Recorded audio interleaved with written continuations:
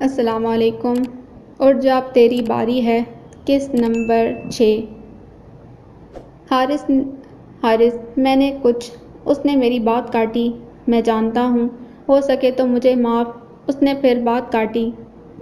کوئی ضرورت نہیں ہے۔ میں نے اس کی طرف دیکھا۔ میرا ایک کام۔ اس نے اب کی بار بھی بات کاٹ دی۔ بولو۔ نہ جانے کیوں میری آنکھیں پانی سے بھر گئیں۔ مجھے ایک بار حمزہ سے ملوا دیں۔ میری آواز بھرائی تھی۔ کہاں؟ اس نے پوچھا۔ 3 بجے بس اسٹیشن۔ میں ایک دم کھڑی ہوئی۔ یہ عارش کو دے دیجیے گا۔ اس نے چپ چاپ میرا بڑھایا ہوا کاغذ پکڑ لیا۔ میں دروازے میں تھی جب وہ پیچھے سے بولا، میں کچھ پوچھ سکتا ہوں؟ میں نے مڑ کر اسے دیکھا۔ نہیں، کیونکہ میرے پاس بتانے کے لیے ایک لفظ بھی نہیں ہے، کہہ کر میں باہر نکل آئی۔ بوندا باندی شروع ہو گئی۔ آتے ہوئے میں رکشے والے کو 3 بجے کا ٹائم دے کر آئی۔ بس نے 4 بجے آنا تھا۔ میں نے فیصل آباد جانے کا فیصلہ کیا۔ صرف وہی ایک شہر تھا جس کی مٹی مجھ سے تھوڑی بہت واقفیت رکھتی تھی۔ 10 بجنے والے تھے جب میں اوپر سے دونوں بیگ اٹھا کر لاؤنج میں آئی۔ بارش شروع ہو گئی تھی۔ عمیر نہ جانے کہاں تھا۔ یہ لو۔ میڈم ثمینہ نے میری طرف ایک لفافہ بڑھایا۔ میں نے پکڑتے سوالیہ نظروں سے انہیں دیکھا۔ پتہ نہیں کتنے ہیں، میں نے گنے نہیں۔ میں تم سے پہلے مر گئی یا تم مجھ سے پہلے مر گئیں، ہر 2 صورت میں میں تمہیں یہ پیسے معاف کرتی ہوں، لیکن انہوں نے وقفہ لیا، اگر میں زندہ بھی رہی اور تم بھی یہ یاد رکھنا ہائیکا ارشد، مجھے یہ پیسے واپس چاہیے، سمجھیں؟ انہوں نے میرے کندھے پر ہاتھ رکھا، میری آنکھیں بھر آئیں۔ اور یاد رکھنا، خبردار، جو کبھی مایوس ہو کر اس روپ کو بگاڑنے کی کوشش کی، وہ فرداً فرداً میری ساری بیٹیوں کو پیار کر رہی تھیں۔ پھر ہولے سے میرے گلے لگیں۔ میرے آنسو نکل آئے۔ وہ چپ چاپ اپنے کمرے کی طرف بڑھ گئیں۔ مجھے آخری بار رخصت نہیں کریں گی؟ میں نے پوچھا۔ نہیں، تم کون سا ہمیشہ کے لیے جا رہی ہو؟ کچھ ہی عرصے میں تم لوٹ آؤ گی۔ مجھے لگا ان کی آنکھیں بھیگ رہی تھیں۔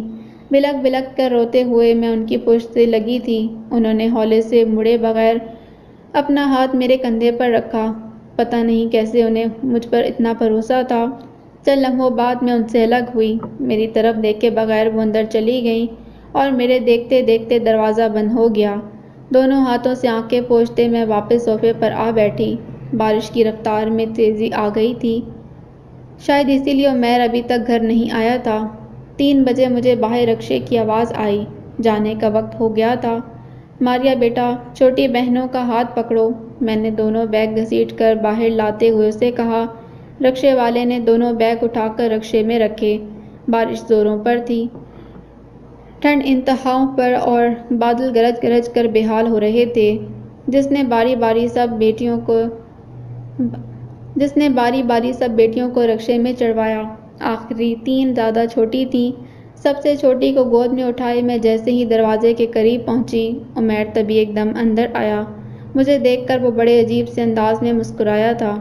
اوہ، تو تیار ہو قبر میں جانے کے لیے؟ وہ بولا تھا۔ میں چند لمحے اسے دیکھتی رہی، پھر بولی، اور اگر قبر میں اتر کر بھی زندہ رہی تو؟ وہ میرے قریب ہوا، جھکا اور مسکرا کر سرگوشی میں بولا، تو رہ کر دکھاؤ، جاؤ۔ میں نے چپ چاپ باہر کی طرف قدم بڑھا دیے۔ بے رحم دنیا، گھٹا گھٹ اندھیرا اور ایک لمبی مسافت بازو پھیلائے کھڑی تھی۔ میں نے چپ چاپ خود کو اس کے حوالے کر دیا۔ بس آنے میں ابھی وقت تھا۔ میں ساری بچیوں کو لے کر شیڈ کے نیچے رکھے بینچ پر بیٹھ گئی۔ پتہ نہیں حمزہ آئے گا کہ نہیں، میں نے سوچا تھا۔ چند ہی منٹ گزرے تھے کہ مجھے اپنے پیچھے حارث کی آواز سنائی دی، ہائیکا۔ میں ایک دم کھڑی ہوئی۔ حمزہ حارث سے 2 قدم پیچھے کھڑا تھا۔ میں اس سے بات کرنے کے لیے الفاظ تلاش کرنے لگی۔ وہ چپ چاپ مجھے دیکھ رہا تھا۔ حمزہ، آج اگر مجھے معافی سے بڑا کوئی لفظ آتا ہوتا اور میں اسے 1000 دفعہ بھی آپ کے سامنے کہتی تو بھی کم تھا۔ میری آواز بھر آئی تھی۔ بات کرنا تو دور کی بات، میں تو آپ کے سامنے نظریں اٹھانے کے قابل بھی نہیں ہوں۔ الفاظ شاید کچھ بھی نہیں ہوتے۔ آنسو تواتر سے بہنے لگے۔ میں نے سر پر پڑی چادر کھینچی، حمزہ کے قدموں میں پھینکی اور ہاتھ جوڑتے ہوئے یکدم اس کے قدموں کی طرف جھک گئی۔ حمزہ نے لمحوں میں مجھے نیچے گرنے سے پہلے ہی تھاما تھا۔ میری آنکھوں سے بہتے آنسو حمزہ کی شرٹ بھگوتے چلے گئے۔ حارث چپ چاپ کھڑا رہ گیا۔ پتہ نہیں کب سانسیں پوری ہو جائیں، روزے محشر کس کس کے بدلے چکاؤں گی، کم از کم آپ یہیں مجھے۔ حمزہ نے میری بات کاٹ دی۔ مجھے تم سے کوئی گلہ نہیں، روزے محشر کم از کم میں تمہارے سامنے نہیں آؤں گا، حمزہ ہولے سے بولا تھا۔ میں آہستگی سے اس سے الگ ہوئی۔ اس نے میری چادر اٹھا کر دوبارہ میرے سر پر دی تھی۔ میں ہاتھوں کی پشت سے آنکھیں رگڑتے ہوئے اٹھ کھڑی ہوئی۔ بس آ گئی تھی۔ باری باری دونوں بیگ اندر رکھنے کے بعد کنڈکٹر نے ساری بچیوں کو اوپر چڑھایا۔ چھوٹی بیٹی کو گود میں اٹھا کر میں بھی بس میں چڑھ گئی۔ دوبارہ مڑ کر دیکھنے کی ہمت نہیں تھی۔ بس کی رفتار تیز ہوئی اور میرے 27 سال کہیں پیچھے ہی رہ گئے۔ جب ہر سہارا چھوٹ جاتا ہے، ہر راستہ کھو جاتا ہے، جب دامن میں ایک ذرہ بھی ایسا نہیں رہ جاتا جسے انسان اپنا کہہ سکے، جب اندھیرا ہر طرف غالب آ جاتا ہے، انسان اتنا گر جاتا ہے کہ پاتال بھی حیران رہ جاتی ہے، تب بھی پیدا کرنے والا انگلی نہیں چھوڑتا، ساتھ نہیں چھوڑتا۔ جب کوئی نہیں ہوتا تب بھی وہ ہوتا ہے، جب پیدا ہی اس نے کیا تو وہ ساتھ کیسے چھوڑ دے؟ کیسے؟ نہیں چھوڑتا، میرا بھی نہیں چھوڑا۔ دھند میں لپٹی اس صبح جب میں فیصل آباد بس اسٹیشن پر اتری تو میری 7 بیٹیوں کے علاوہ 8واں وہی تھا میرے ساتھ، میرا اللہ، میرا مالک۔ سب سے پہلے میں نے اپنی بیٹیوں کو ناشتہ کروایا، پھر انہیں لے کر میونسپل کمیٹی پارک آ گئی۔ چھوٹی والی سو رہی تھی۔ نسبتاً ایک پرسکون گوشہ دیکھ کر میں نے اسے کپڑا بچھا کر زمین پر لٹا دیا۔ اس دن پہلی بار میں نے اپنی بیٹیوں کو غور سے دیکھا۔ سب سے بڑی صرف 5 سال کی تھی اور سب سے چھوٹی 3 ماہ کی۔ ذہن پر زور دے کر میں نے ان کے نام یاد کیے۔ سب سے بڑی ماریہ ثنا، اور پھر 2 جڑواں عائشہ اور رمشا، پھر سدرا۔ مجھے یاد نہ آیا کہ سدرا اور عائشہ میں سے نہ جانے کسے سانس کا مسئلہ تھا۔ اس کے بعد پھر 2 جڑواں مارا اور نام یاد نہ آیا۔ میں نے ماریہ سے پوچھا، ماریہ بیٹے، پھپھو نے اس بہنا کا کیا نام رکھا تھا؟ اتنا مجھے کنفرم تھا کہ نام عالیہ نے ہی رکھا تھا۔ سارا۔ مجھے اپنے آپ سے شرمندگی ہوئی۔ اور سب سے چھوٹی اقرا کیسے بڑی ہوگی؟ میں نے تھک کر درخت کے تنے سے ٹیک لگایا۔ کچھ نہ کچھ تو پلان کرنا تھا۔ سب سے پہلے تو میں نے میڈم ثمینہ کے دیے پیسے گنے۔ وہ کل 80,000 تھے۔ جب روم کا بادشاہ شہنشاہ ہرقل ایرانیوں سے شکست پر شکست کھاتا چلا گیا تو کسریٰ ایران نے اس کے آگے ایک شرط رکھی، اسے کچھ عرصے کی مہلت دی، جس میں اسے اپنے ملک کے تمام عیسائیوں اور گرجا گھروں سے بیش قیمت جواہرات اور نقدی جمع کر کے کسریٰ ایران کو دینی تھی۔ اس کے بعد روم ایرانیوں کا ہو جاتا اور شہنشاہ ہرقل کسی گوشے میں گمنامی کی موت مر جاتا۔ ہرقل نے شرط قبول کر لی۔ ہر کلیسا، ہر گرجا، ہر پادری سے آخری ذرہ تک چھین لیا۔ اب اس کے سامنے 2 راستے تھے۔ پہلا تو یہ کہ چپ چاپ سارا مال ایرانیوں کے حوالے کر کے باقی کی زندگی گمنامی میں گزار کر مر جانا۔ دوسرا یہ کہ اس مال سے ایک بار پھر اپنی جنگی طاقت مضبوط کرنا، رسک لیتا اور اپنے ملک کے دفاع میں ایرانیوں سے ٹکر لے لیتا، جنگ لڑتا اور باقی شاید زندگی شہنشاہ کے طور پر گزار کر ایک یادگار موت مر جاتا۔ پہلا راستہ آسان تھا، دوسرا مشکل، مگر پہلی شکل بدصورت تھی، دوسری خوبصورت۔ پہلی موت بیکار تھی، دوسری یادگار۔ اس نے دوسرا راستہ چن لیا اور ایرانیوں کو اپنے ملک سے مار بھگایا۔ تاریخ اسے آج تک نہیں بھولی۔ جو لوگ اپنا حوصلہ بلند کر کے دنیا کی آنکھوں میں آنکھیں ڈال کر جیتے ہیں، تاریخ انہیں کبھی نہیں بھولتی۔ تو کیا میں اس رومی بادشاہ سے بھی گئی گزری تھی، جس نے یقین خدا کے بغیر ہی بازی جیت لی، جبکہ میرے پاس تو یہ یقین تھا۔ میرے سامنے دونوں راستے کھل گئے۔ جب تک 80,000 چلیں تب تک جیوں اور جب ختم ہو جائیں تو محنت مزدوری کرتے کرتے گمنامی میں مر جاؤں، یا پھر رسک لوں اور ان 80,000 سے خود کو تیار کروں، لڑوں اور جیتوں۔ میں نے دوسرا راستہ چن لیا۔ بیگ سے ایک کاغذ اور پنسل نکالی۔ منزل کیا تھی؟ Assistant professor physics, government degree college for women, اور اس کے لیے مجھے 2 کام کرنے تھے، ایم فل اور APPSC کا ٹیسٹ۔ دوسرا کام تب ہوتا جب پہلا مکمل ہو جاتا۔ پہلا اس ایم فل کرنا تھا، مگر کیسے؟ نہ ڈگریاں تھیں نہ پیسے۔ 80,000 میں کسی صورت ایم فل نہ ہوتا۔ MSc کیے اتنی دیر ہو گئی تھی کہ اسکالرشپ ملنا ناممکن تھا۔ مجھے کم از کم 2-3 لاکھ جمع کرنے تھے اور جتنے عرصے میں جمع ہوتے اس دوران اپنا اور اپنی بیٹیوں کا پیٹ بھی بھرنا تھا اور سر بھی چھپانا تھا۔ پیسے تب جمع ہوتے جب نوکری ملتی اور وہ تب ملتی جب ڈگریاں ہوتی، تو سب سے پہلا کام اپنی ڈگریاں دوبارہ اکٹھی کرنا تھا اور ان کے لیے اولین شرط ID کارڈ۔ میں نے ٹائم پتہ کیا، 10 بجنے والے تھے۔ بچیاں اتنی چھوٹی تھیں کہ میں انہیں اکیلا بھی نہ چھوڑ سکتی تھی، سو ان سب کو ساتھ لے کر میں نے سب سے پہلے نادرا آفس جانے کا فیصلہ کیا۔ بہت مشکل سے میری سنی گئی۔ ID کارڈ گم ہو گیا ہے، وہ واپس کیسے ملے گا؟ میں نے پوچھا۔ ایک لمبا طریقہ۔ شام تک میں نے سارا پروسیس مکمل کیا، سارے فارم جمع کروائے۔ پرسوں آئیے گا۔ اب پرسوں تک کہاں رہوں؟ ڈھونڈ ڈانٹ کر ایک پرائیویٹ ہاسٹل تک آئی۔ روم شیئر کر رہنا ہے تو 2000 فی مہینہ، اور اگر خالی روم چاہیے تو 3000 فی مہینہ، جس میں صرف کمرہ اور بجلی کا بل، کھانے پینے سمیت باقی ہر شے رہنے والے کی اپنی ہوگی۔ کچن استعمال کرنا ہو تو گیس کا بل ادا کرنا ہوگا۔ میں تو چکرا گئی۔ رہائش بہت مہنگی پڑنے والی تھی۔ پرسوں تک کا وقت تو میں نے جیسے تیسے پارک میں ہی گزارنے کا فیصلہ کیا۔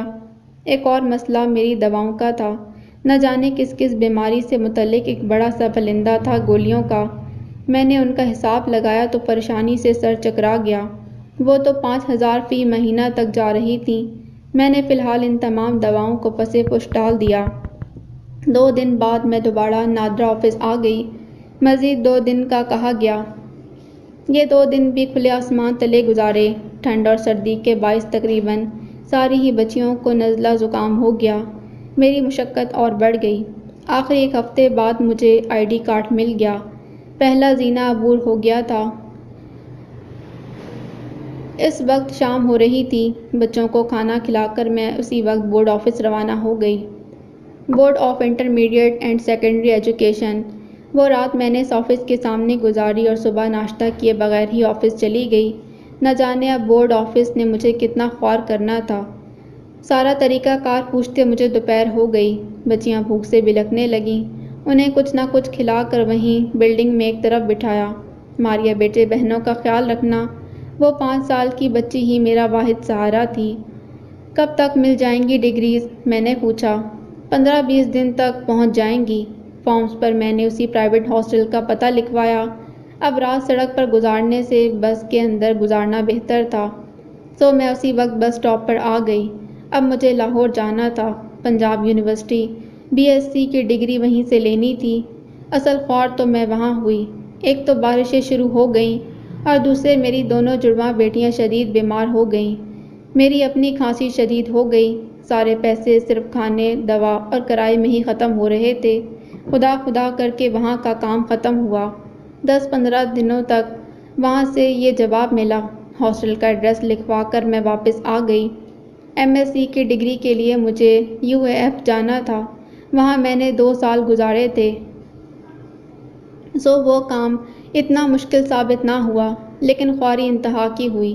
وہ ڈگری مجھے کم از کم 1 ماہ تک واپس ملنی تھی۔ وہاں سے باہر نکلتے ہوئے میں نے اپنے تمام ڈپارٹمنٹ کے سامنے کھڑے ہو کر کہا، پتہ نہیں کب لیکن واپس آؤں گی ضرور۔ اگلے دن میں سرگودا روانہ ہوئی۔ B.Ed کی ڈگری کے لیے 1 ہفتے کا کہا گیا۔ وہاں سے واپس آ کر میں نے پرائیویٹ ہاسٹل میں کمرہ لیا۔ کسی کے ساتھ شیئرنگ کا تو سوال ہی نہیں تھا، سو 3000 کی قربانی دی۔ اس دن پورے 27 دن بعد میں اور میری بیٹیاں پہلی بار چھت کے نیچے سوئیں۔ اگلے دن میں نے کچھ چادریں خریدیں اور تھوڑے سے برتن۔ پیسے گنے تو پریشانی سے میں اس رات سو نہ سکی۔ 1 مہینے میں صرف 55,000 باقی رہ گئے تھے۔ اگلے ہی دن میں نے کہیں کوئی کام ڈھونڈنے کی کوشش شروع کر دی۔ بڑی مشکل سے ایک شاپنگ مال کے لیڈیز سیکشن میں سیلز گرلز کی جاب ملی۔ 8 سے 5 بجے تک، 5000 فی مہینہ۔ بہت کم تھے مگر اور کوئی چارہ بھی نہ تھا، سو کر لی۔ 1-2 دن بعد میں ماریا اور بڑی دونوں جڑواں کو اسکول لے گئی۔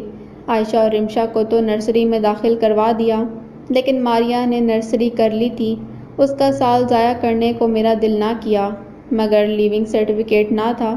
آخر ہیڈ مسٹریس نے تسلی دی کہ اگر بچی چل گئی تو 6 ماہ بعد اسے پریپ میں پروموٹ کر دیں گے۔ بس مطمئن ہو گئی، مگر 60 روپے فی مہینہ خرچہ اور بڑھ گیا۔ میری ڈگریاں آتے آتے 3 ماہ لگ گئے۔ جس دن آخری ڈگری آئی اس دن میں خون تھوک تھوک کر مرنے والی ہو گئی۔ دوائیں چھوڑے تقریباً 4 ماہ ہو چکے تھے۔ مایوسی نے پھر قبر میں اتارنا چاہا مگر ابھی تو کھیل شروع ہوا تھا۔ آغاز میں ہی ہار کیسے مان لیتی؟ صبح ہوتے ہی سی وی بنوائی، فائل تیار کی اور نکل کھڑی ہوئی۔ کیا پرائیویٹ اسکول، کیا پرائیویٹ کالج اور کیا اکیڈمیز، سب چھان ماری۔ 15 دن بعد انٹرنشپ اناؤنس ہو گئیں۔ میں نے اپنی پوری جان مار دی اور آخر 8 ماہ کے کانٹریکٹ پر گورنمنٹ کالج میں جاب مل گئی۔ میں اس رات بہت روئی۔ واقعی پروردگار کسی کی محنت ضائع نہیں کرتا، کسی کا اجر نہیں روکتا، پورا صلہ دیتا ہے۔ دیر ہوتی ہے اندیر نہیں ہوتی۔ جب انسان کسی چیز کو پانے کے لیے پاگل ہو جائے تو پھر ہر بند راستہ کھل جاتا ہے۔ بس غلطی یہ ہوتی ہے کہ ہم اس عارضی دنیا میں ہر چیز مستقل مانگتے ہیں۔ خوشیاں ہوں تو ہمیشہ کے لیے، کامیابیاں ملیں تو ہمیشہ کے لیے۔ جب دنیا ہی ہمیشہ کے لیے نہیں ہے تو اس کی آسائشیں ہمیشہ کے لیے کیسے ہو سکتی ہیں؟ رفتہ رفتہ روٹین سیٹ ہو گئی۔ صبح 8 سے 10 ایک پرائیویٹ کالج، 10 سے 2 بجے تک ڈگری کالج، شام 3 بجے سے 5 بجے تک اکیڈمی اور رات کو چند بچے تھے جو ٹیوشن لیتے تھے۔ سانس لینے تک کا ٹائم نہ ملتا۔ ہائے کا یاد رکھنا، اختتام کبھی بھی اختتام نہیں ہوتا بلکہ ہر اختتام ایک نئے اختتام کی شروعات ہوتا ہے۔ میرے ذہن میں میڈم ثمینہ کی بات گھوم جاتی۔ اس طوفانی رات میں جب میں نے عمیر کے گھر کی دہلیز چھوڑی تھی تو وہ میرا اینڈ نہیں تھا بلکہ وہ اس اینڈ کی شروعات تھی جو میرے ایم فل تک جا کے ختم ہونا تھا۔ اس دن اتوار تھا۔ میں ہفتے بھر کے ٹیسٹ اور اپنا باقی کام لے کر جناح گارڈن آئی۔ فرسٹ ایئر اور سیکنڈ ایئر کے دسمبر ٹیسٹ کے لیے پیپر بنانا تھا۔ بچیاں ادھر ادھر کھیل میں لگ گئیں اور میں بینچ پر بیٹھ کر پیپر بنانے لگی۔ ہائے او میرے ربا! ایک دم میرے کانوں میں ایک انتہائی جھنجھلائی آواز آئی۔ میں نے نظر اٹھا کر دیکھا۔ وہ کوئی 15-16 سال کا لڑکا تھا جو مجھ سے کچھ فاصلے پر گھاس پر کتاب اور رجسٹر کھولے بیٹھا تھا۔ میں نے تھوڑا سا آگے کو ہو کر دیکھا تو اس کے آگے فزکس کی میٹرک کی کتاب کھلی ہوئی تھی۔ وہ نہ جانے کس چیپٹر کے سوال حل کرنے کی کوشش کر رہا تھا۔ میں نے چند لمحے غور سے اسے دیکھا۔ وہ ویلیوز ہی غلط لکھ رہا تھا۔ دفع ہو، تجھے کیا ہو گیا اب؟ اس نے برے طریقے سے کیلکولیٹر کے بٹن دبائے۔ میں ہولے سے مسکرا دی۔ فارمولے میں کاس لکھا ہے اور نیچے سائن لیے جا رہے ہو۔ میری آواز پر وہ یکدم چونکا، میری طرف دیکھا اور پھر اپنے رجسٹر پر نظر دوڑائی۔ غلطی میری نہیں، یہ فزکس ایسے ہی دماغ خراب کر دیتی ہے۔ جے پی سی ہنسی ہنس کر اس نے میری طرف دیکھتے ہوئے پوچھا، ماسٹرز ان فزکس؟ میں نے بتایا۔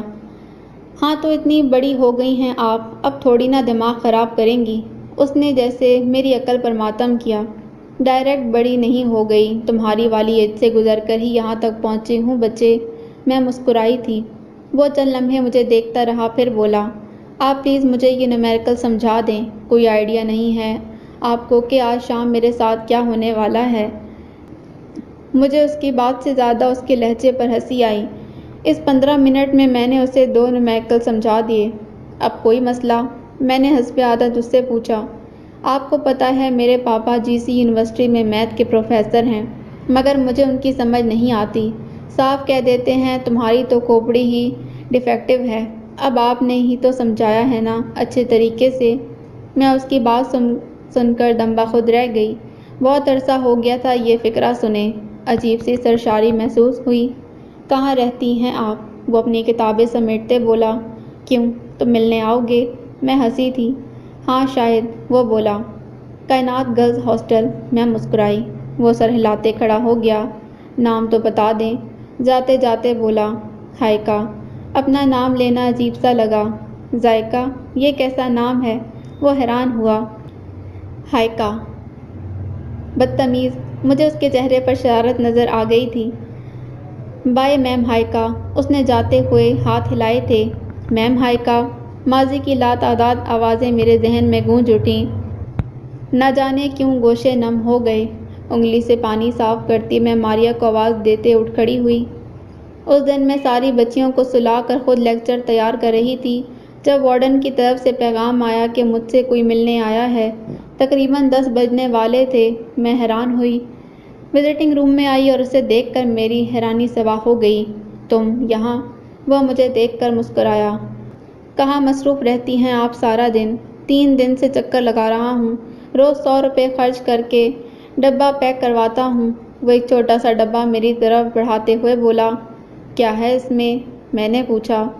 آپ کی وجہ سے فرسٹ ٹائم میرے فزکس کے ٹیسٹ میں 10 سے اوپر نمبر آئے ہیں۔ آپ اندازہ نہیں کر سکتی میری خوشی کا۔ میں مسکرا دی۔ میں اورینٹل میں پڑھاتی ہوں، شام کو وہاں آ جایا کرو، میں نے کہا۔ مجھے نہیں سمجھ آتی اتنی بھیڑ میں، وہ بڑے نخرے سے بولا۔ تو پھر سوری، میرے پاس ٹائم نہیں، میں نے کہا۔ جتنی چاہے فیس لے لیجیے گا، اس نے آخری حربہ آزمایا۔ جب ٹائم ہی نہیں ہے تو؟ میں نے کندھے اچکائے۔ وہ چند لمحے مجھے گھورتا رہا، پھر ہولے سے بولا۔ اوکے ایز یو وش، جیسے آپ کی مرضی، کہہ کر وہ میرے پاس سے گزر کر باہر کی طرف چلا گیا۔ عارش حسن، وہ کہتا مجھے جامد کر گیا۔ میں بہت دیر تک وہاں سے ہل نہ سکی۔ بہت دیر بعد ہوش آیا تو جا چکا تھا۔ میں ہولے ہولے چلتی کمرے میں آئی۔ انسان کتنی بھی کوشش کرے ماضی کو دفن نہیں کر سکتا۔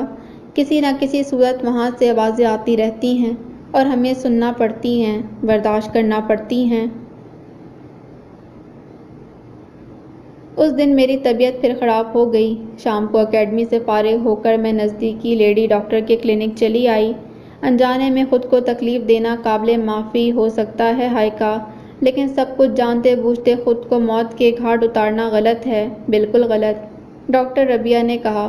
میں نے اسے ساری صورتحال بتائی تھی۔ ڈاکٹر ربیہ، بہت مشکل ہے، میں جانتی ہوں 3 بیٹیوں کی اسکول فیس کے پیسے کیسے ارینج کرتی ہوں، اس کے علاوہ دیگر اخراجات، ہر مہینے 5,000 روپے، وہ بھی صرف دواؤں کے لیے۔ میں ہولے سے بولی۔ تو جینا نہیں ہے کیا؟ زندہ رہو گی تو آگے بڑھو گی نا، اور زندہ رہنے کے لیے یہ میڈیسنز بہت ضروری ہیں۔ ڈاکٹر ربیہ بھی اپنی جگہ درست تھیں۔ نہ لو تو کتنی دیر تک جی سکو گی؟ میں نے پوچھا۔ ڈاکٹر ربیہ مسکرائی۔ ہائیکا، میں خدا نہیں ہوں، تم میڈیسنز لو یا نہ لو، جینے کی کوئی گارنٹی نہیں ہے۔ جیو تو عمر بھر، نہیں تو فجر تک۔ میں بول نہ سکی۔ بالکل نہ چھوڑو، گیپ دے کر لے لیا کرو میڈیسنز، ورنہ آہستہ آہستہ اندر ہی اندر ختم ہوتی چلی جاؤ گی۔ وہ ٹھیک کہہ رہی تھیں۔ میں ان کا شکریہ ادا کر کے واپس آ گئی۔ اس 2 ماہ دوائیں استعمال کرنا لازمی ہو گیا تھا۔ دسمبر میں ٹیسٹ ہوئے اور پھر سردیوں کی چھٹیاں ہو گئیں۔ اس دن ہلکی ہلکی دھوپ نکلی تھی۔ ہاسٹل تو چاروں طرف سے بند تھا۔ میں بچیوں سمیت پیپرز اٹھا کر گارڈن آ گئی۔ اقرا کی طبیعت کافی دنوں سے خراب تھی۔ دھوپ میں لٹایا تو سکون سے سو گئی۔ میں پیپر چیک کرنے لگی۔ How are you ma'am Haika? اس کی کھنکھناتی آواز میرے کانوں سے ٹکرائی تو میں نے نظر اٹھا کر اسے دیکھا۔ ناراض ناراض سا چہرہ لیے وہ مجھے دیکھ رہا تھا۔ مجھے ہنسی آ گئی۔ منہ کے زاویے تو ٹھیک کر لو۔ وہ ہولے سے میرے پاس بینچ کے قریب گھاس پر بیٹھ گیا۔ میں دونوں پاؤں اوپر کر کے بینچ پر بیٹھی تھی۔ اب میرا منہ ہی ایسا ہے تو کیا کروں؟ وہ بولا تو میں مسکرا کر رہ گئی۔ یہ آپ کی بیٹی ہے؟ اقرا کے پاؤں کو چھیڑتے اس نے پوچھا۔ میں نے اس بات میں سر ہلایا۔ بس ایک ہی ہے؟ اس نے پھر پوچھا۔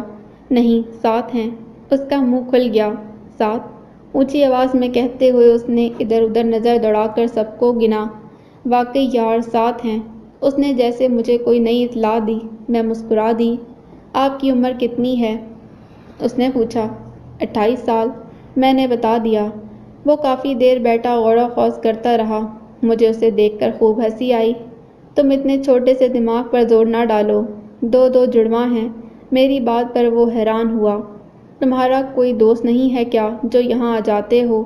اب کہ میں نے پوچھا۔ کیا بتاؤں آپ کو، ہر کسی کو اپنی اپنی پڑی ہے۔ ہمارے گھر پاپا کی اپنی لائف، ماما کا اپنا بوتیک، 2 بہنیں ہیں انتہائی عجیب و غریب۔ میری بالکل نہیں بنتی ان سے، پتہ نہیں سمجھتی کیا ہیں خود کو۔ رہ گئی یہ بات کہ میرا کوئی دوست کیوں نہیں، تو بات یہ ہے کہ میں کسی کو بھی پسند نہیں آتا اور کوئی مجھے اچھا نہیں لگتا۔ عام لڑکے جو سارے کام کرتے ہیں، مجھ سے ایک بھی نہیں ہوتا، اسی لیے میں بس اکیلا ہی رہتا ہوں۔ وہ بڑے مہذب انداز سے اپنی داستان سنا رہا تھا۔ دراصل میں نا سلفائٹ ہوں، فطرت پر چلنا نہیں آتا مجھے۔ میں نے اس کی باتیں سن کر ہولے سے سر ہلایا۔ تھوڑی تھوڑی میں بھی تمہاری جیسی ہی ہوا کرتی تھی۔ وہ ایک دم آگے کو ہوا، ریئلی؟ پھر میری دوست بن جائیں، کیونکہ ٹیچر بننے سے تو آپ نے منع کر دیا۔ پھر اس نے میری طرف ہاتھ بڑھایا۔ ایک شرط پر، میں بولی۔ کیا؟ اس نے پوچھا۔ میں تمہیں صرف حسن کہا کروں گی۔ وہ حیران ہوا۔ کیوں جی؟ بس ایسے ہی، میں مسکرائی۔ اوکے، وہ فوراً بولا۔ میں نے ہنستے ہوئے اس کا بڑا ہوا ہاتھ تھام لیا۔ تمہیں جب بھی فزکس میں کوئی پرابلم ہو تو سنڈے کو مجھ سے ڈسکس کر لیا کرو، میں نے اسے کہا تھا۔ اپریل سے نیو ایڈمیشن شروع ہوئے تو میں نے سدرا کا بھی داخلہ کروا دیا۔ ماریا 1 کلاس میں چلی گئی تھی۔ حسن بھی میٹرک کے پیپرز دیکھ کر فارغ ہو گیا، سو اکثر و بیشتر میرے سر کھانے آ جاتا۔ جو بھی تھا، لیکن اس سے چند منٹ باتیں کر کے میری کافی تھکن اتر جاتی۔ یا وہ لڑکا واقعی بہت بولتا تھا، یا پھر صرف میرے آگے ہی اتنا بولتا تھا۔ اس دن بھی اس نے مجھ سے ڈائمینشنز کا ٹاپک سمجھ کر آرام سے کتاب اور رجسٹر بند کر دیا۔ اب اس نے سکون سے بیٹھ کر میرا سر کھانا تھا۔ آپ سے ایک بات پوچھوں، اگر آپ کو برا نہ لگے تو؟ میں مسکرائی۔ برا لگنے والی ہوئی تو لگے گی۔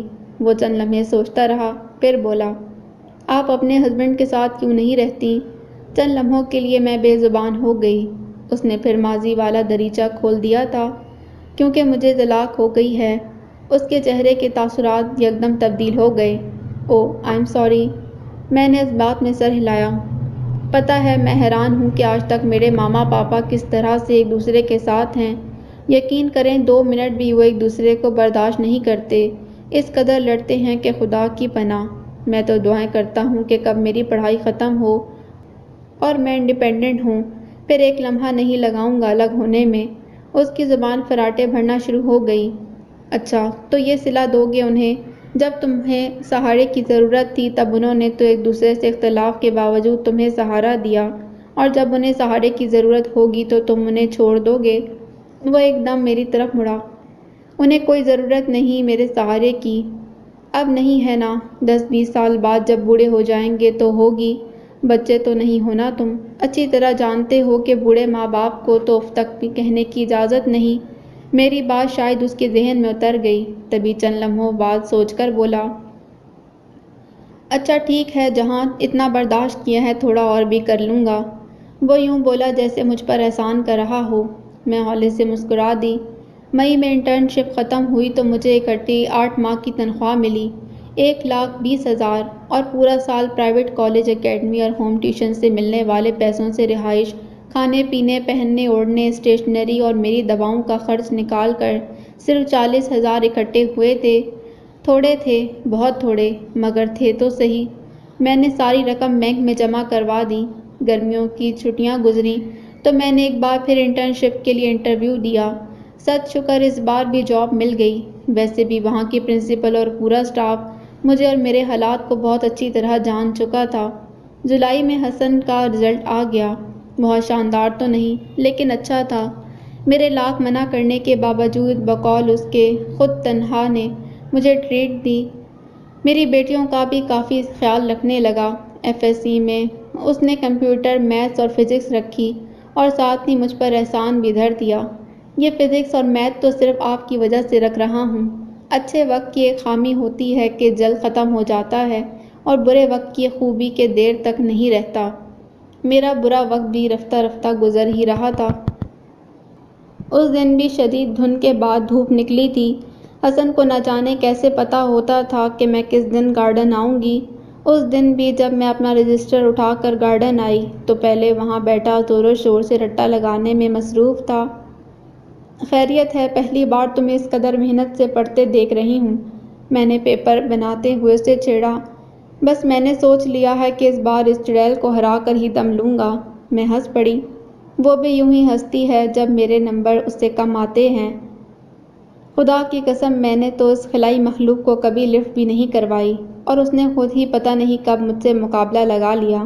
اتنا ٹارچر کرتی ہے مجھے جس کی کوئی حد نہیں۔ حسن کے تاثرات ہی الگ تھے کہ وہ بھی اپنی کلاس فیلو سے انتہائی تنگ تھا۔ تو شاید وہ تم سے زیادہ محنت کرتی ہو، میں نے کہا۔ کوئی نہیں کرتی، بس ایک نمبر کی رٹو ہے، رٹے مار مار کر مجھ سے زیادہ نمبر لے لیتی ہے، اس بار نہیں لینے دوں گا۔ وہ دوبارہ کتاب میں گھس گیا۔ میں مسکراتے دوبارہ پیپر بنانے لگی۔ پتہ ہے، چند لمحوں بعد اس نے پھر سر کتاب سے باہر نکالا۔ کبھی کبھی میرا دل کرتا ہے اس کے ساتھ کچھ ایسا کروں کہ اسے نصیحت ہو جائے، آئندہ کبھی میرے سامنے بولنے کی ہمت نہ۔ اس کی بات ختم ہونے سے پہلے ہی میں نے زناٹے دار تھپڑ اس کے منہ پر رسید کیا۔ وہ دم بخود بیٹھا مجھے دیکھتا رہ گیا۔ تم لڑکوں کے پاس جب کوئی چارہ نہیں رہتا تو پھر یہی ایک طریقہ اختیار کرتے ہو سارے۔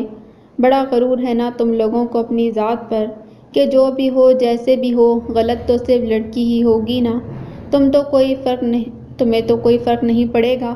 مقابلے کی طاقت تو ہوتی نہیں ہے تم میں، بس اپنی مردانہ طاقت سے سامنے والے کو دبا دیتے ہو۔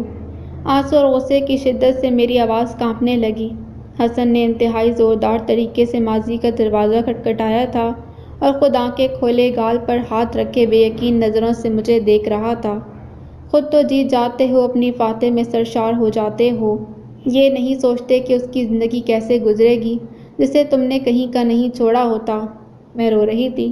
میری طرح گزرتی ہے پھر اس کی زندگی حسن، میری طرح روز جیتے ہوئے روز مرتے، 7 بیٹیوں کے ساتھ ایک انجان شہر میں تنہا جیتے ہوئے۔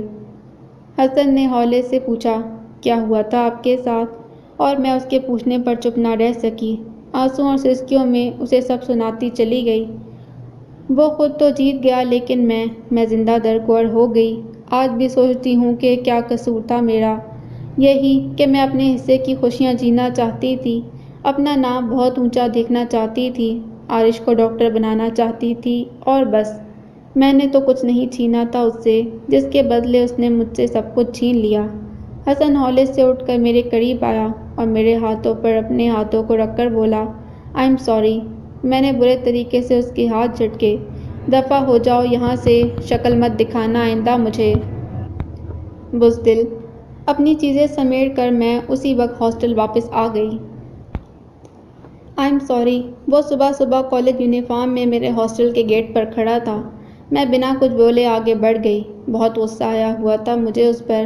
کالج سے فارغ ہو کر جب میں اکیڈمی پہنچی تو وہ وہاں موجود تھا۔ میم آئی ایم سوری۔ شرمندگی اس کی آنکھوں میں نظر آ رہی تھی۔ حسن، مجھے تنگ نہیں کرو، گیٹ آؤٹ۔ ابھی اسے تھوڑا اور سبق سکھانا تھا۔ لگاتار 1 ہفتے وہ پیچھے خوار ہوتا رہا۔ آخر مجھے ترس آ گیا۔ تھپڑ بھی تو مار لیا نا آپ نے، اب ناراض تو مت ہوں، کر دیں معاف۔ اس دن میں بچیوں کے لیے جرسیاں خریدنے گئی تھی جب وہ وہاں آ دھمکا، اور ابھی تو صرف کہا تھا، کچھ کیا تھوڑی نہ ہے۔ میں نے اسے قہربار نظروں سے گھورا اور خبردار جو کیا ورنہ کبھی معاف نہیں کروں گی۔ وہ دونوں ہاتھ جوڑے گھٹنوں پر بیٹھ گیا۔ آئندہ ایسا سوچوں گا بھی نہیں، پلیز پلیز فارگیو می۔ مجھے ہنسی آ گئی۔ ٹھیک ہے، یاہو یاہو کا نعرہ مارتے ہوئے ایک دم کھڑا ہوا۔ پتہ ہے آپ میری واحد دوست ہو، ایسے مت ناراض ہوا کرو، میرا دل دکھتا ہے۔ وہ باقاعدہ ایکٹنگ کرتے ہوئے بولا۔ وقت تھوڑا اور سر کا۔ مئی میں دوبارہ تنخواہ ملی۔ میرے اکاؤنٹ میں کل 3 لاکھ روپے ہو گئے۔ میرا پکا ارادہ تھا اس بار ایم فل میں ایڈمیشن لینے کا۔ جولائی میں گیٹ کا ٹیسٹ دیا، وہ بھی کلیئر ہو گیا، مگر ہمارے اختیار میں صرف سوچنا ہوتا ہے، کرنا نہیں۔ کرنا اوپر والے کے ہاتھوں میں ہوتا ہے، اور اس سے بھی ابھی مجھے ایم فل نہیں کروانا تھا۔ اس دن میں کالج میں تھی جب مجھے ماریا کے اسکول سے کال آئی۔ سدرا کی طبیعت ایک دم بگڑ گئی تھی۔ میں فوراً اسکول پہنچی۔ سدرا کا سانس بری طرح بند ہو رہا تھا۔ میں انتہائی پریشانی کی حالت میں اسے اسپتال لے کر آئی۔ اس کی سانس اکھڑنے لگی۔ کئی گھنٹے وہ ICU میں پڑی رہی۔ اس کا سانس نارمل نہیں رہا تھا۔ مجھے اس کا ہر قسم کا ٹیسٹ کروانے کا کہا گیا۔ رپورٹس انتہائی خطرناک تھیں۔ دیکھیں میڈم، آپ کو جلد از جلد بچی کی ناک کا آپریشن کروانا پڑے گا۔ عمر کے ساتھ ساتھ اس کی کارٹلیج کا سائز بھی بڑھ رہا ہے۔ دیر ہو گئی تو ایک اور اٹیک ہونے کا خدشہ ہے جو بچی کے لیے انتہائی خطرناک ہو سکتا ہے۔ میرے ہوش اڑ گئے۔ میری 4 سال کی ننھی سی جان اور اتنی بڑی تکلیف، اسے تاروں میں جکڑا دیکھ میرے آنسو نکل آئے۔ کتنا خرچ آئے گا اندازاً؟ میں نے ڈاکٹر سے پوچھا۔ تقریباً 2 لاکھ۔ میں سن رہ گئی۔ سوچنے کا وقت نہیں تھا، اور اگر ہوتا بھی تو کیا میں سوچتی کیا میں سدرا کے بغیر رہ سکتی تھی؟ کیا اس کی جگہ کوئی اور لے سکتی تھی؟ نہیں۔ کیا میرا ایم فل میری بچی کی زندگی سے زیادہ اہم تھا؟ یقیناً نہیں، کسی صورت نہیں۔ میں نے 2 لاکھ روپے جمع کروا دیے۔ حسن نے میرا بہت ساتھ دیا۔ مجھے تو سدرا کے علاوہ کسی کا ہوش ہی نہیں تھا۔ اس نے ہی باقیوں کا خیال رکھا، مجھے بے تحاشا حوصلہ دیا۔ پھر بھی آپریشن والی رات میرا ضبط جواب دے گیا۔ اپنے اوپر تکلیفیں سہنا آسان ہے، مگر اپنے وجود کے ٹکڑوں کا رونا نہیں دیکھا جاتا۔ ایسے ہی تو ماں کو خدا کا دوسرا روپ نہیں کہا گیا، ایسے ہی تو ماں کے قدموں تلے جنت نہیں رکھ دی گئی۔ حسن نے مجھے کندھے سے لگا کر چپ کروایا تھا۔ حسن، میں جتنا آگے بڑھنے کی کوشش کرتی ہوں، مجبوریاں اتنا ہی پیچھے کھینچ لیتی ہیں۔ پتہ نہیں میری قسمت میں ایم فل ہے بھی کہ نہیں۔ اس رات میری حالت پھر ویسی ہو رہی تھی، مایوسیوں سے آلودہ، تاریکیوں سے بھرپور۔ آپ کی قسمت میں ایم فل ہے میم، بس ذرا دیر ہے شاید۔ وہ شاید ٹھیک کہہ رہا تھا۔ سدرا کا آپریشن کامیاب ہو گیا، لیکن میری جدوجہد اور لمبی ہو گئی۔ مصیبتوں کا باب کچھ اور طویل ہو گیا۔ انسان انتہائی بے صبرا ہے، انتہائی جلد باز۔ بھول جاتا ہے کہ جو پروردگار دکھ دیتا ہے وہی ان دکھوں کا ازالہ بھی کرتا ہے۔ دکھ دینا، سکھ دینا دونوں اسی کے اختیار میں ہے۔ میرے دکھ کا ازالہ بھی اس نے خود ہی کیا۔ میرے وہم و گمان میں بھی نہیں تھا کہ بند رستہ یوں کھل جائے گا۔ اگست کے آخر میں جب انٹرنشپ کے انٹرویوز ہوئے تو تنخواہ ڈبل اور کنٹریکٹ کم۔ صرف 6 ماہ۔ میں کس قابل تھی اس کے سامنے؟ مٹی کے ایک ذرے کے لائق بھی نہیں۔ میری سالوں کی محنت اور مشقت کو اس نے 6 ماہ تک محدود کر دیا۔ مجھے جتا دیا کہ شکوہ کرنا میرے اختیار میں نہیں ہے۔ جیسے ہی مارچ ختم ہوا تو میرے 3 لاکھ پھر سے مکمل ہو گئے۔ ماریا تیسری کلاس میں چلی گئی۔ اقرا کے سوا باقی سب اسکول جانے لگیں۔ میرے لیے فرسٹ ٹائم میں کلاس لینا زیادہ آسان تھا، کیونکہ اس وقت تمام بچیاں اسکول میں ہوتیں اور اقرا کو میں چند گھنٹوں کے لیے ڈے کیئر میں چھوڑ دیتی۔ سو میں نے ایسے ہی کیا۔ پرائیویٹ کالج کو خیر بات کہہ دیا۔ اکیڈمی ٹائمنگ 3 سے 5 تھی، سو ہوم ٹیوشنز بڑھا لیں، کچھ 3 بجے سے اوپر اور باقی شام میں ایڈجسٹ کر لیں۔ ایم فل کے علاوہ باقی تمام خرچے مجھے ان ٹیوشن سے ہی نکالنے تھے۔ اگست سے ایڈمیشن شروع ہوئے۔ میرٹ لسٹ میں 11ویں نمبر پر نام آیا۔ ایک اور کام بھی ہوا۔ حسن کا FSC کا رزلٹ آیا اور اس نے BSc کرنے کے بجائے باقاعدہ اپنے پاپا سے جھگڑا کر کے ڈنکے کی چوٹ پر BS کمپیوٹر سائنس میں ایڈمیشن لے لیا۔ میں نے اور اس نے اکٹھے ہی سارا کام کیا، ایڈمیشن فارمز، میڈیکل فیس وغیرہ۔ اب پتہ نہیں اس کام سے وہ زیادہ خوش تھا یا میں، پتہ نہیں، لیکن جو بھی ہوا تھا شاید بہت بہتر ہوا۔ کلاسز اکتوبر سے شروع ہونا تھیں۔ پتہ نہیں تمہیں یاد ہوگا یا نہیں، میں پہلے بھی آئی تھی یہاں، بہت سال پہلے۔ تب بہت ستایا تھا تم نے مجھے، بہت تنگ کیا تھا، بہت رویا کرتی تھی میں نے تمہیں پتہ نہیں کیا کچھ دیا۔ تب تم نے مجھے MSc کی ڈگری دی تھی، وہ بھی سلور میڈل کے ساتھ۔ لیکن آج جب میں دوبارہ تمہارے پاس آئی ہوں، وہ پہلے والا حوصلہ نہیں میرے پاس۔ آج اتنی ہمت نہیں مجھ میں کہ تمہارے دیے دکھ برداشت کر سکوں۔ پہلے جیسی طاقتور اور مضبوط نہیں ہوں میں، بہت ٹوٹ گئی ہوں، بہت بکھر گئی ہوں۔ پلیز اس بار ذرا اپنا ہاتھ نرم رکھنا، تھوڑا ترس کھا لینا اس بار مجھ پر، زیادہ تنگ مت کرنا پلیز۔ یونیورسٹی کے مین گیٹ پر کھڑے ہو کر میں نے اس سے ریکویسٹ کی تھی، اب پتہ نہیں وہ مانتی کہ نہیں۔ بہرحال میں نے خود کو ہر طرح سے تیار کر لیا۔ اس دن بھی میں پہلی 2 کلاسز لینے کے بعد حسن کو لے کر ناشتہ کرنے کینٹین پر آ گئی۔ اب دواؤں کے بغیر گزارا نہیں ہوتا تھا میرا۔ اوئے ہوئے میم جی، کیا پیس ہے؟ حسن نے انتہائی عاشقانہ انداز میں میری توجہ اس طرف مبذول کروائی۔ پیشن اور بولڈنس کے ہر ریکارڈ توڑتی وہ لڑکی مجھے بھی حیران کر گئی۔ یار کتنی پیاری ہے نا؟ حسن اس پر مرتا جا رہا تھا اور پھر اچانک اس نے چاولوں سے بھری پلیٹ میں سے چمچ نکال کر میز پر پٹخا اور اپنے میک اپ اور حلیے سے بے نیاز دونوں ہاتھوں سے چاول کھانے لگی۔ حسن منہ کھولے اسے دیکھتا رہ گیا۔ مائدہ انور نام تھا اس کا اور وہ میری کلاس فیلو تھی۔ 23 سالہ مائدہ انور، سب کچھ تھا، صرف خوبصورتی، بولڈنس، پیشن، ذہانت اگر نہیں تھی تو عقل نہیں تھی۔ اس معاملے میں وہ حسن سے بھی 2 ہاتھ آگے تھی۔ ہر کسی کے ہاتھ لمحوں میں بیوقوف بن جاتی، حسن اور مائدہ میں کبھی نہ بنی۔ اسے دیکھتے ہی حسن کی زبان میں خارش ہونے لگتی، کوئی نہ کوئی بات کہہ کر اسے تپا دیتا اور بس مائدہ ہوتی اس کی زبان۔ اس کے ہاتھ اور حسن دونوں ازلی دشمنوں کی طرح لڑتے۔ مائدہ ذرا نہ سوچتی کہ وہ ایک لڑکی تھی اور ایم فل کی اسٹوڈنٹ تھی، اور حسن ذرا نہ خیال کرتا کہ وہ اس سے 6 سال چھوٹا تھا۔ صرف میری وجہ سے ہم تینوں کی تکون قائم اور دائم تھی، اور تکون بھی عجیب، ایک 30 سالہ طلاق یافتہ عورت، ایک 23 سالہ پھلجڑی اور ایک 17 سالہ تنہا لڑکا۔ رفتہ رفتہ مجھے پتہ چلا کہ مائدہ انتہائی پرخلوص اور پیار کرنے والی لڑکی تھی، اسی لیے اسے ہر دوسرے لڑکے سے پیار ہو جاتا تھا۔ خود انتہائی خوبصورت تھی اور چوائس انتہائی خراب۔ آئے دن ایسے نمونے اس کے ساتھ نظر آتے کہ اکثر اوقات تو حسن رونے والا ہو جاتا۔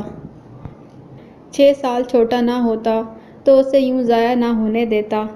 اسے اپنے 6 سال چھوٹے ہونے کا بے انتہا قلق تھا، لیکن جو بھی تھا، مائدہ کے ہر افیئر کے ختم ہونے کے بعد رونے کے لیے کندھا وہی دیتا۔ وہ بیچاری سسکیاں بھر رہی ہوتی اور خود وکٹری کے نشان بنا بنا کر جشن منا رہا ہوتا۔ اس دن میں اور مائدہ جناح گارڈن میں بیٹھے مٹ کے پیپرز کی تیاری کر رہے تھے، جب مٹھائی کا ڈبہ لے کر تیزی سے بھاگتا ہوا آیا اور دھم سے مائدہ پر گر گیا۔ دفعہ دور، مائدہ کی زبان انتہائی صاف تھی۔ یہ لیں کھائیں۔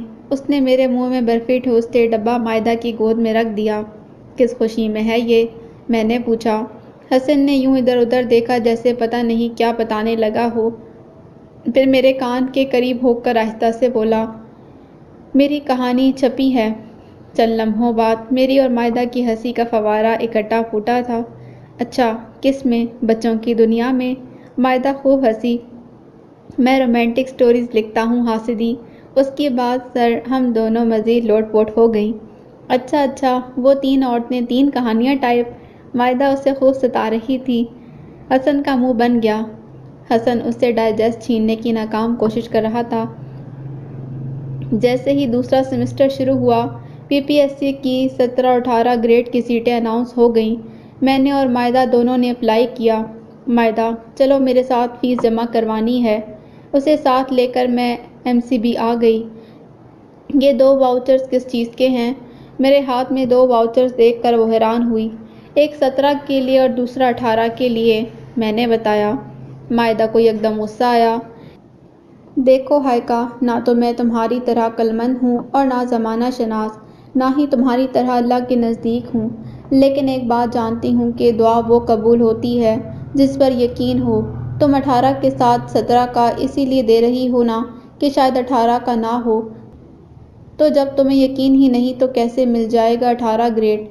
میں چپ کھڑی رہ گئی۔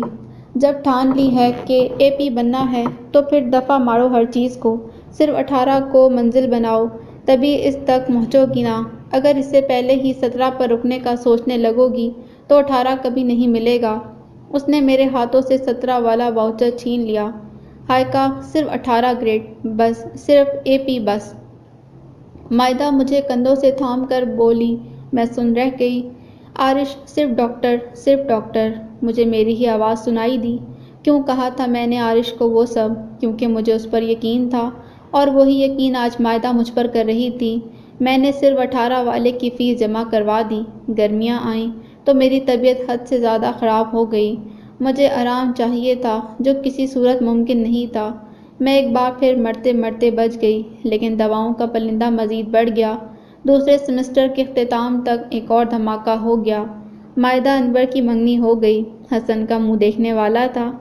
مار دیا اس بیوقوف نے مجھے، اب نہیں اور جینے والا میں۔ وہ باقاعدہ گریبان چاک کر کے ماتم کر رہا تھا۔ مجھے ہنسی روکنا دوبر ہو گیا۔ ایک امید تھی کہ شاید یہ میری ہو جائے گی، مگر آنٹی جی نے بڑی ہی جلدی کر دی۔ قصور ان کا بھی نہیں ہے۔ بیٹی باز کی طرح لمبی ہوتی جا رہی تھی۔ منگنی نہ کرتی تو ٹاور سے بہنا پڑتا۔ میں نے بامشکل اس کی زبان بند کروائی۔ تصویر تو دکھا دو، میں نے اس کا سرخ چہرہ نظر انداز کرتے ہوئے کہا۔ 32 دانتوں کی نمائش کرتے ہوئے اس نے بیگ سے تصویر نکالی۔ حسن نے یکدم اس کے ہاتھوں سے اچک لی، ہر طرح سے اس لڑکے کو جانچا اور پھر فیصلہ سنا دیا۔ یہ تو نہیں اچھا، شکل سے ہی دہشت گرد لگتا ہے۔ مائدہ نے اس کے دھمک لگایا، خبردار جو انہیں کچھ کہا تو۔ حسن کی آنکھیں کھل گئیں، مجھے تو کبھی نہ اتنی عزت دی۔ دونوں پھر الجھ گئے۔ دوسرے سیمسٹر کے ساتھ ہی ماریا 5ویں کلاس میں چلی گئی، اقرا بھی اسکول جانے لگی۔ ان کے کپڑوں، کتابوں اور دوسری ضروری چیزوں کے خرچے بڑھتے چلے گئے۔ میں نے ایک بار پھر دوائیں استعمال کرنا چھوڑ دیں۔ دوسرے سیمسٹر میں میری LGPA تیسرے نمبر پر تھی۔ تیسرا اور چوتھا سیمسٹر ریسرچ کا تھا۔ میرا سارا اکاؤنٹ خالی ہو گیا۔ اب یونیورسٹی نے اپنا رنگ دکھانا شروع کر دیا، مجھے انتہا کا خوار کر دیا۔ یونیورسٹی کے کمپیوٹر سیکشن میں خوار ہو کر میں نے تھیسس بنایا۔ نظر انتہا کی کمزور ہو گئی۔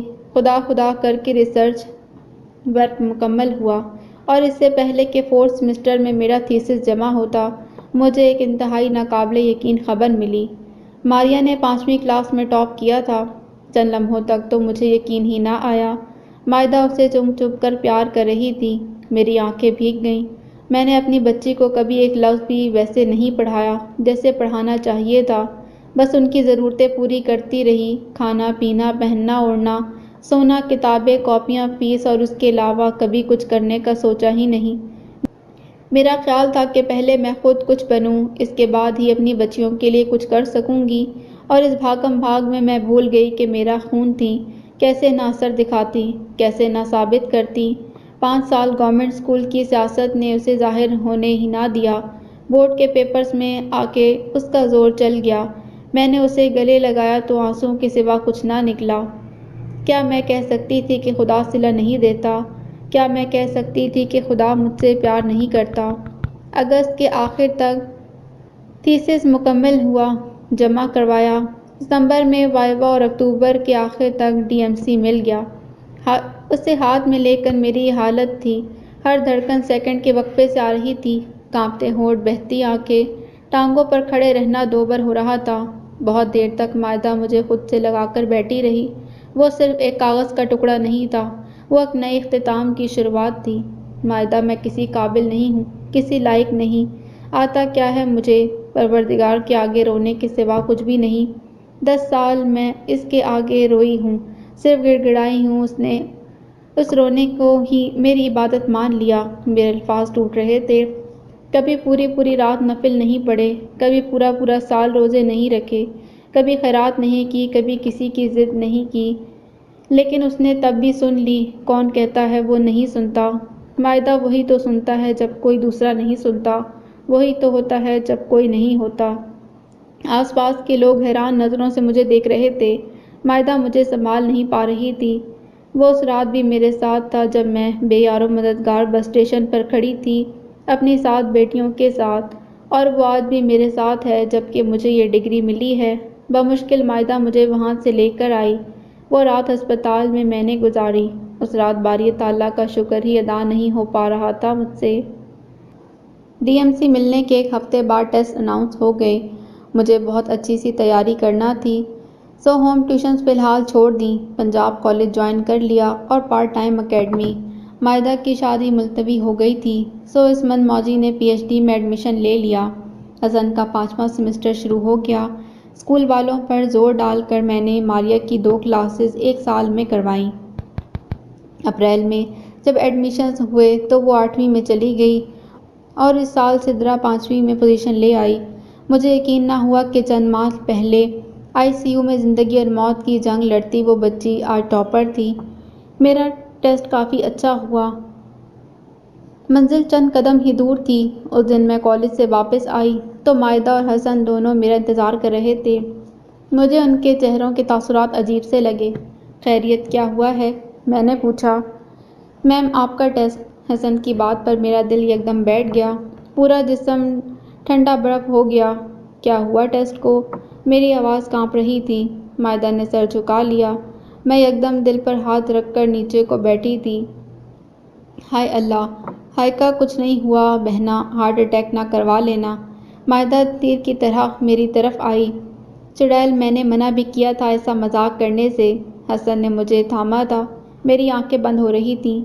پاس ہو گیا ہے آپ کا ٹیسٹ میم، اتنے اچھے نمبر۔ اس سے زیادہ میں سن نہ سکی، ہوش آیا تو وہ دونوں بے وقوف میرے سرہانے کھڑے رو رہے تھے۔ میم قسم سے میرا قصور نہیں، اس لم ڈینگ نے کہا تھا مجھے۔ حسن کو دیکھ کر میں مسکراہٹ نہ روک پائی۔ ہائیکا مجھے ذرا سا بھی آئیڈیا نہیں ہوا کہ تجھے اٹیک بھی ہو سکتا ہے، سوری یار۔ دونوں سسکیاں بھر بھر کر ہاتھ جوڑ رہے تھے۔ میرا ٹیسٹ کلیئر ہو گیا تھا، اب بس انٹرویو باقی رہ گیا تھا۔ پنجاب کالج میں پڑھانا ایک الگ ہی تجربہ تھا۔ نہ صرف محنتی اساتذہ بلکہ انتہائی محنتی اسٹوڈنٹس، ایک سے بڑھ کر ایک ذہین۔ جتنا مزہ وہاں پڑھا کر آیا وہ اب تک نہ آیا تھا، اسی لیے میں نے اس سال انٹرنشپ کے لیے اپلائی نہ کیا۔ پنجاب کالج میں زیادہ مزہ آتا تھا۔ نومبر میں انٹرویوز کی ڈیٹس آئیں، بس یہ آخری بار تھی۔ آخری رکاوٹ پار ہو جاتی تو بیان کرنے کے لیے الفاظ نہیں تھے۔ اللہ کے حضور بے تحاشا رو رو کر گڑ گڑا کر انٹرویو دینے لگی۔ کئی سوال تھے، میں نے اکثر کے جواب دیے۔ انٹرویو پینل میں موجود ایک خاتون نے سب سے آخر میں پوچھا، مس ہائیکا، کوئی ایک وجہ دیں کہ جس کی بنا پر ہم آپ کو یہ جاب دے دیں۔ ایک لمبا سانس لینے کے بعد میں بولنا شروع ہوئی، میم آئی ایم ڈائیورسڈ۔ میری 7 بیٹیاں ہیں جن کے ساتھ میں پچھلے 7 سالوں سے ایک پرائیویٹ ہاسٹل میں رہ رہی ہوں۔ آج تک ان کے لیے گھر کا انتظام نہیں کر سکی ہوں۔ میم مجھے بلڈ کینسر ہے، کب سانسیں ختم ہو جائیں کچھ پتہ نہیں، لیکن اس سب سے قطع نظر میں یہ جاب صرف اس لیے حاصل کرنا چاہتی ہوں کہ کسی کو دکھا سکوں کہ معجزے ابھی بھی ہوتے ہیں، آخری سانس کے رک جانے کے بعد بھی آنکھیں کھل جاتی ہیں۔ اس خاتون نے ہولے سے سر ہلا کر مجھے واپس جانے کو کہا۔ اب بس انتظار کرنا تھا آر یا پار ہونے کا۔ 8ویں کا رزلٹ آیا تو اس بار صحیح معنوں میں ماریا نے دھوم مچا دی۔ 486 مارکس، میرے گلے لگی، وہ میرے آنسو پوچھ رہی تھی۔ اس دن میری طبیعت ٹھیک نہیں تھی، سو اکیڈمی سے چھٹی کر لی۔ میں بچیوں کے یونیفارم پریس کر رہی تھی جب مائدہ دروازے میں آ کر کھڑی ہوئی۔ اس کے پیچھے ہی حسن کا شرارتی سا چہرہ بھی نمودار ہوا۔ ایکسکیوز می، مائدہ نے بڑے اسٹائل سے پوچھا۔ کیا ہے اب؟ میں نے نگاہیں اٹھائے بغیر پوچھا۔ اسسٹنٹ پروفیسر ہائیکا ارشد اسی روم میں رہتی ہیں کیا؟ مائدہ کی بات پر غور کیے بغیر میں ایک دم مڑی۔ مائدہ زیادہ ڈرامے نہ کرو، صاف صاف بتاؤ مسئلہ کیا ہے؟ مائدہ اور حسن کے چہروں پر پھیلتی مسکراہٹ کو دیکھ کر میں یکدم رکی۔ کیا کہا تھا ابھی اس نے؟ بے یقین نظروں سے ان دونوں کو دیکھتی میں سن کھڑی رہ گئی۔ مائدہ نے آگے کو ہو کر ہاتھ میں پکڑی لسٹ میری آنکھوں کے سامنے لہرائی۔ Yes Haika Arshad, you have been selected. Maida مسکرائی تھی۔ میں یوں ہی کھڑی اسے دیکھتی رہی اور اس کے بعد کچھ یاد نہ رہا۔ ہوش آیا تو میں آئی سی یو میں تھی، مجھے ہارٹ اٹیک ہوا تھا۔ اگلے دن ڈسٹرکٹ سلیکٹ کرنا تھا۔ حسن مجھے بامشکل سہارا دیکھ کر آفس لے کر گیا۔ ایک کو ٹک کر دیں، میرے آگے فارم رکھا گیا تھا۔ میں خالی نظر سے حسن کو دیکھتی رہی۔ میم چوز کریں۔ حسن نے میرے ہاتھ میں بال پوائنٹ پکڑایا۔ اٹک، اوکاڑا، بہاولپور، بہاول نگر، ABC کے لحاظ سے ڈسٹرکٹ لکھے ہوئے تھے۔ میری انگلیاں یکدم تھم گئیں۔ ہائیکا، آپ کا مقام تو ماشاءاللہ بہت اونچا ہے، بہت بلند۔ آرام سے PCS کا ٹیسٹ دے کر یہاں آنا، یہ ہی منزل ہے آپ کی۔ میم رخسانہ کی آواز تھی۔ ہائیکا، اللہ بہت پیار کرتا ہے آپ سے، آپ کا نصیب یہی ہے جو اس وقت آپ کے پاس ہے۔ میم ہائیکا ارشد، کیا میں کہہ سکتی ہوں کہ اللہ مجھ سے پیار نہیں کرتا؟ وہ مجھ سے اتنا پیار کرتا ہے کہ اس نے میرا نصیب تک نہیں بدلا۔ میرا نصیب آج بھی وہی تھا 12 سال پہلے والا۔ میم ہائیکا ارشد، جلدی سے M.Phil کرو اور واپس یہاں آؤ، فزکس لیب میں آپ سے زیادہ کھڑا کوئی اچھا نہیں لگتا۔ میم شمع کی آواز تھی۔ تمہیں یوں مٹاؤں گا کہ کبھی ابھر نہیں پاؤ گی۔ عمیر کی سانسوں کے نشان آج بھی میری گردن پر زندہ تھے، بالکل اس کے الفاظ کی طرح۔ کیسے کھڑی ہوگی تم دوبارہ میرے سامنے؟ میں تم میں رتی برابر بھی جان چھوڑوں گا تب نہ۔ عمیر کے دیے دکھ آج بھی زندہ تھے۔ آج کیا ہے تمہارے دامن میں؟ ایک ذرہ بھی نہیں جسے تم اپنا کہہ سکو۔ عمیر کی آوازیں آج بھی میرے ذہن میں زندہ تھیں۔ بالکل ایسا ہی دیکھنا چاہتا تھا میں تمہیں، بے آسرا، بے سر و سامان۔ عمیر کی باتیں آج بھی تازہ تھیں۔ میں جانتا ہوں اب تم کیا کرو گی، تم مر جاؤ گی۔ ہاں، مر ہی تو گئی تھی اس لمحے۔ ضروری نہیں ہے کہ قبر میں کھڑے ہو کر صرف موت ہی چنی جائے، زندگی بھی چنی جا سکتی ہے۔ میڈم سمینا کی آواز تھی، اور میں نے اس رات قبر میں کھڑے ہو کر زندگی چنی تھی۔ 80,000 پر زندگی اور موت کا جوا کھیلا تھا میں نے، اور 7 سال بعد جیت گئی تھی۔ تو تیار ہو قبر میں اترنے کے لیے؟ عمیر نے اس رات پوچھا تھا۔ قبر میں اتر کر بھی زندہ رہی تو؟ میں نے پوچھا۔ تو رہ کے دکھاؤ، اس نے کہا۔ اور پھر کون کہتا ہے کہ خدا زمین سے چلا گیا ہے؟ اسی نے پیدا کیا ہے نا ہمیں، تو پھر وہ ہمیں اندھیرے میں چھوڑ کر کیسے جا سکتا ہے؟ آج اس پاک پروردگار کی وجہ سے میں زندہ تھی۔ دکھا دیا عمیر، زندہ رہ کر دکھا دیا میں نے۔ ہلکی سی سرگوشی کرتے میں نے ٹک کیا تھا۔ 1 ہفتے تک میں نے جوائننگ دینی تھی۔ 8 سال سے وہ سیٹ خالی تھی جو میم شمع کے ریٹائر ہونے کے بعد اب فل ہوئی تھی۔ میں 2-3 سالوں میں ریٹائر ہو جاؤں گی، پھر اے پی بن کر میری سیٹ پر ہی آ جانا۔ انہوں نے تو مجھے بہت پہلے آفر کر دی تھی، بس مجھے ہی جاتے جاتے دیر ہو گئی۔ پنجاب کالج سے ریزائن کیا، اکیڈمی چھوڑی، اپنا اکاؤنٹ منتقل کروایا، بچیوں کے سرٹیفکیٹ بنوائے اور ہاسٹل کو خیر بات کہا۔ اس بار سامان زیادہ تھا۔ ہائیکا، مجھے بڑے عرصے بعد تم جیسی دوست ملی تھی۔ کیا کروں گی میں تمہارے بنا؟ مائدہ وقفوں وقفوں سے رو رہی تھی۔ اس کی بات سن کر بڑی دیر سے چپ کھڑا حسن بھڑک گیا۔ اگر میں رہ لیا نا تو تم بھی رہ لو گی۔ تم سے زیادہ دکھ تو میرا ہے۔ پہلی دوست ہیں یہ میری، اور شاید آخری بھی۔ اچھا نہیں کر رہی آپ؟ ان کی آنکھیں بھر آئیں۔ میری بات سنو دونوں، اکیلی تو میں رہوں گی، تم دونوں تو ہونا ایک دوسرے کے لیے ہمیشہ ساتھ۔ میں نے مائدہ کے آنسو صاف کیے۔ اسے کہیں جب تک میری شادی نہیں ہو جاتی، یہ سجوبے سے شادی نہیں کرے گی۔ حسن کی بات اسے تپا گئی۔ اچھا، تمہاری خاطر بوڑھی ہو جاؤں میں بیٹھے بیٹھے؟ وہ دونوں مجھے بس اسٹاپ چھوڑنے آئے تھے۔ صبح کے 7 بجنے والے تھے۔ جب بس نکلی، حسن نے سامان سمیت چھوٹی بچیوں کو بھی اوپر چڑھایا۔